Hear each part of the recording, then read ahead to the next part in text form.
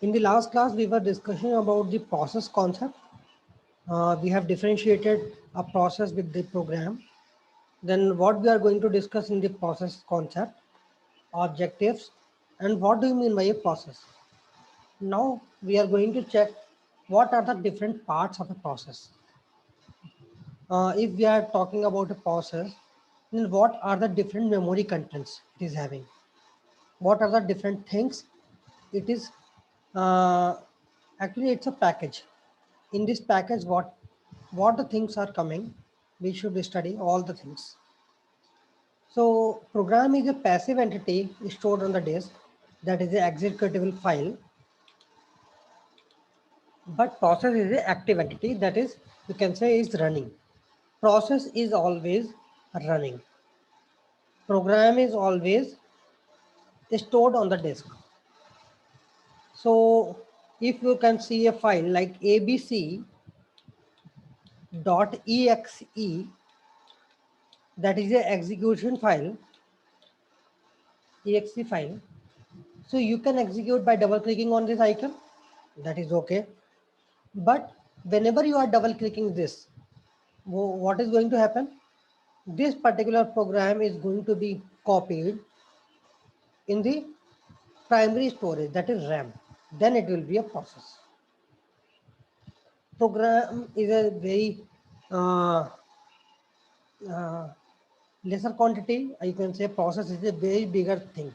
Process is having all the things whatever written in the program, as well as process will be having so many other components also. Program becomes process when an executable file is loaded into the memory.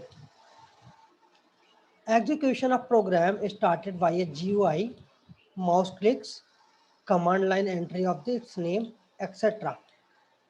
There are so many methods you can create a process. Either in Windows, you are double clicking on the particular icon, or in the command line argument, whenever we are talking about Linux, you can type the name of the file, and after pressing enter, it will be loaded. One program can be several processes. You have written a large code, and while running that code, it is going to generate so many processes at a time. It is also true. Consider multiple users executing the same program. Compiler, text editor, everything will be used at the same time. So what are the different components of a process? Process, how it is looking like in the memory point of view. So some portion of the process will be having some text fields, some data, some heaps, then some blank space memory for further use, then a particular stack. Here we are showing the memory from 0 to max. It is not the complete RAM. We are showing here only a process diagram. It's a process. Whatever process is having, these are the things. Now, memory layout of a C program. Suppose we have a program where std lib, we have initialized to variable, int main, then declaration, then creating some other things, loop and all. Then this is a process, this is a program. Whenever you are running this code, it will be converted into the equivalent process. Now, what are the things you are going to store in which place? Text we are having, then we are having a block, initialized data. Whatever you have already initialized, that is y equal to 15, you have given some value. That means initialized data to be stored here. Then the uninitialized data, whatever you are having uninitialized is going to be stored here. Then this particular free memory, you are creating a runtime memory. You are creating some node. You want some additional memory to use. Then from where you can use the memory, you will ask from the heap. Heap will be having the address of the free locations in your memory. So heap, from heap you will be checking the free space. Then the stack. What stack is having? Stack is having the different values, whatever you are creating new. If you are declaring a new thing, that stack will be having. Then whatever the parameters you are passing in main function, argc, argv, these are two parameters, whatever you are passing. So everything need to be separated inside the process. It should be very clear and what are the different texts, what are the initialized data, what are the uninitialized data, where you can use the heap, where you are going to use the stack and all.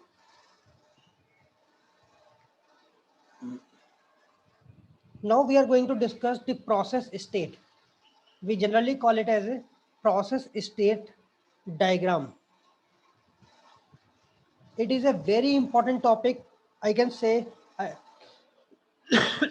it's the most important topic in your operating system. That is the process state diagram. Process state diagram means how many different type of processes you are having in your system.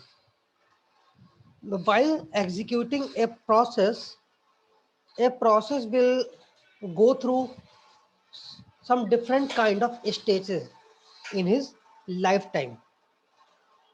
Whenever you are starting a process, whenever that process is finished, in between that time from starting to ending, it is going to some different phases.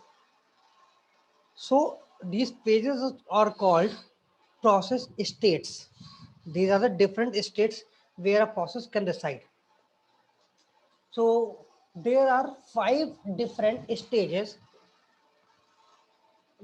for a process lifetime, lifespan. A process may be in these 5 stages at any particular time. So first one is new. New means you are just initialized a process. Initialize in the sense you can say whenever you are double clicking a particular executable file, that is the initialization phase. You just have created that process, nothing else. That is a new phase. Process just arrived, you can say. Then the running. Running means that process is having the CPU, central processing unit, or you can say the processor. That process is having the processor and it is being executed. It is running. Okay. Then the waiting. Waiting means the process is waiting for some event to occur. Process is waiting for some event, like process is waiting for another resource. That process requires some input from the user. That process requires some printer, but printer is not free. So waiting means it is waiting for something to happen. Then ready. The process is waiting to be assigned to a processor. Ready means after waiting phase, when you have got everything, whatever you want, then you will be in ready. You cannot be directly shifted to running because some other process will be running at that time.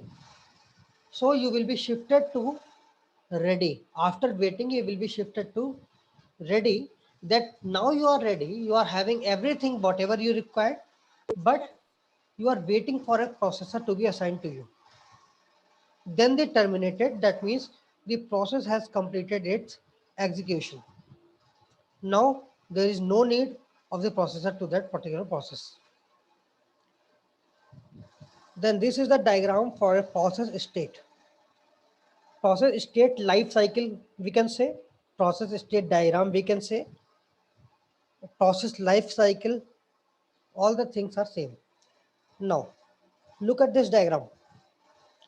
These are the 5 different stages: new, ready, waiting, running, and terminated.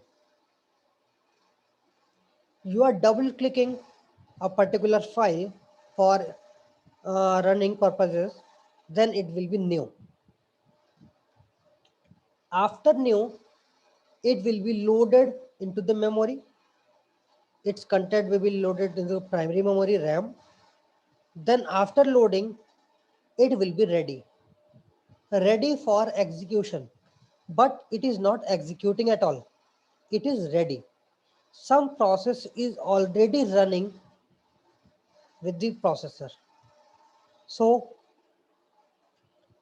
after some time, from this ready, this process will be going to the running state, ready to running.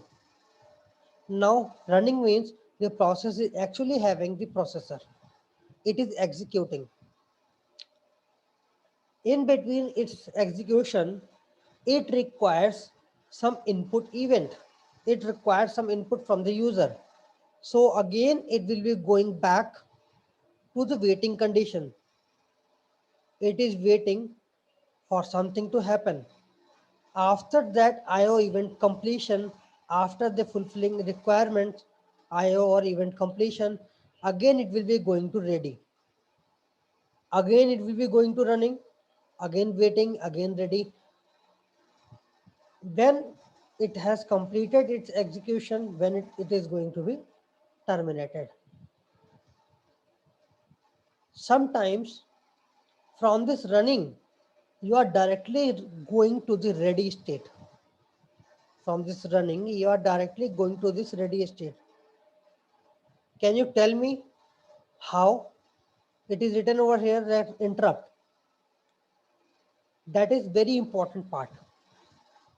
How you are going from running to ready.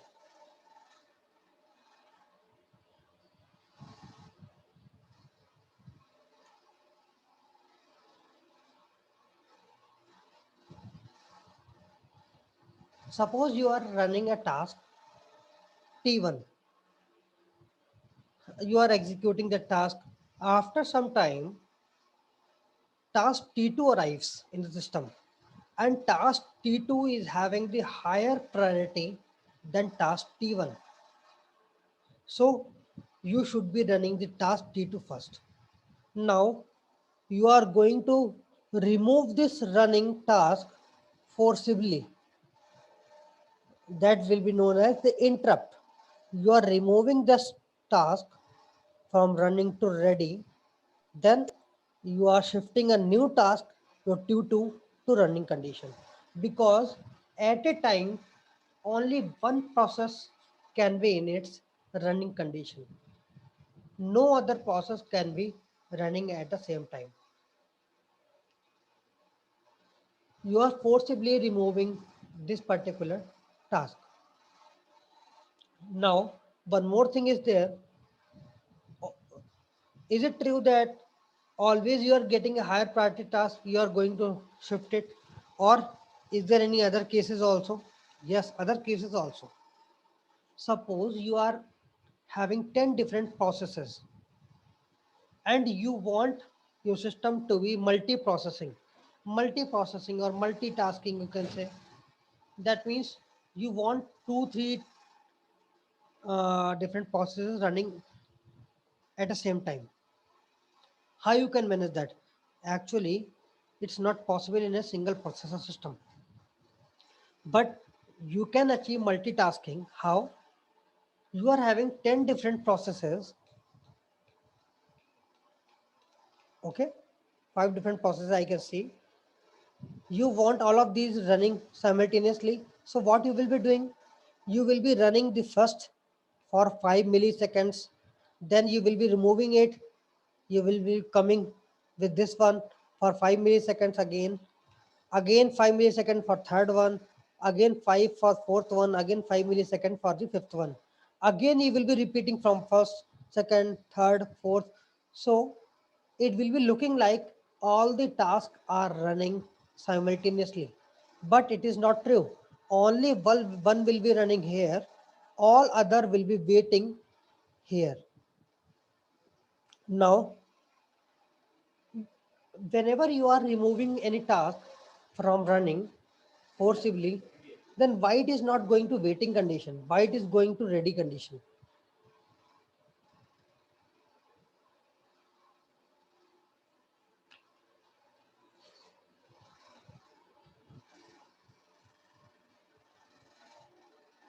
Waiting means it requires some event to happen. But if you are forcibly removing something from here, that means it requires nothing. It requires nothing, but you are forcibly removing it. So you can bring it later on anytime. It is ready to come. Let's take an example. Mm, you want to go somewhere. Okay. For that, you need some vehicle. Okay. If you need some vehicle, then you will be in waiting condition. Then your vehicle will be there with you. You can go, but there is a limitation that only one person at a time can go to that place. So after waiting, you will be going to the ready place. Then you will check, someone will be there who will be checking that is someone going to that direction or not. If already going, you will be waiting here. If not going, then you will be going to that place. But what if you are planning to go somewhere, you are going somewhere, some higher priority task is coming that want to go in your direction. So again, you should stop because only one person can go at a time. So you will be stopping where you will be going in waiting condition or in ready condition. In ready condition because you are having your vehicle. You don't need vehicle. Vehicle is with you. You are only waiting that road to be open for you. That is the case for a process. Now, is there any possibility that you are directly going to running from waiting to running? Is there any possibility?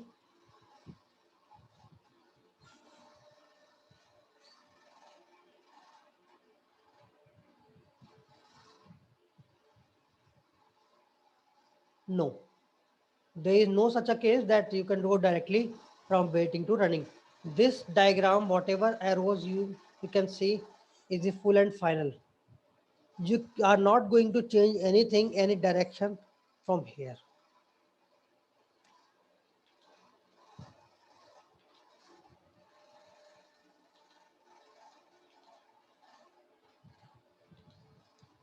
Now, now the name from new to ready, you are saying admitted. From ready to running, it is written scheduler dispatch. So we are having a term that is scheduler. Scheduler. You will be listening this term again and again throughout this operating system. Scheduler means something that is going to schedule. What you what you know about schedule? What do you mean by a schedule? So if we are having four processes, how these processes are going to be run in the system? There should be a schedule that, let's say, it is P1, it is P2, P3, and P4. Four different processes are there. First process P1 will be running, then process P3 will be running, then process P2 will be running, then process P4 will be running, then again process P2 will be running, P3 will be running. So it is called a schedule. How you are managing the different tasks in that system. Who is planning this task? Who is planning this order? That is the scheduler. Scheduler is a software who is managing the different schedules out of the available processes. That's why you are saying it scheduler dispatch, because from this ready state, your scheduler dispatch will be selecting which process is going to be running condition. So now you can understand how many different processes can be there in the new state simultaneously.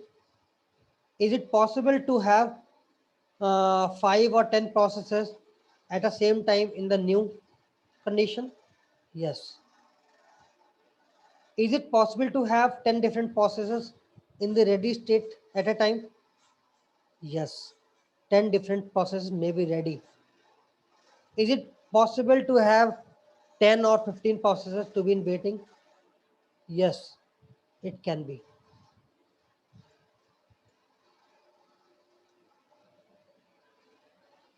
Is it possible to have 10 or 20 processes in running condition?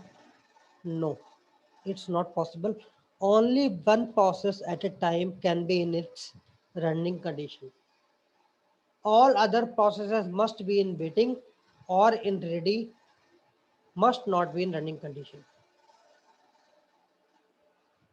Okay, so scheduler will be selecting from these processes which processes this process is going to be in running condition. Then we are calling it interrupt whenever you are removing any process from the running condition. Now, is there any doubt?